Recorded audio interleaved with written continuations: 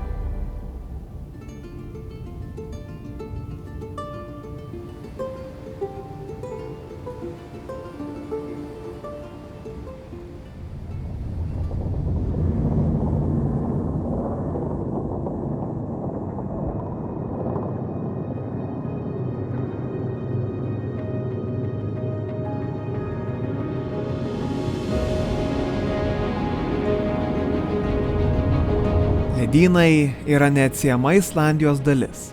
Per šimtus metų jie sukūrė ne vieną gamtos stebuklą.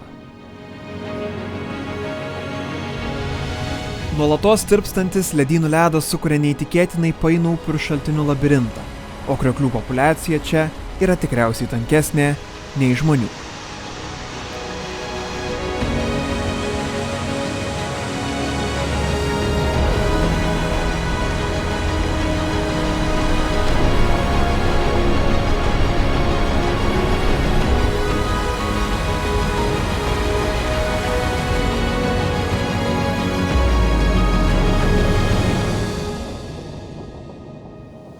Tarp ugnies ir ledo Islandijoje įsivyravo trapi pusiausvyra, tačiau žaliuojantis sustingusios lavos laukai primena, kad net ir atšiauriomis sąlygomis vis tiek atsiras, kas pavadins šią vietą namais.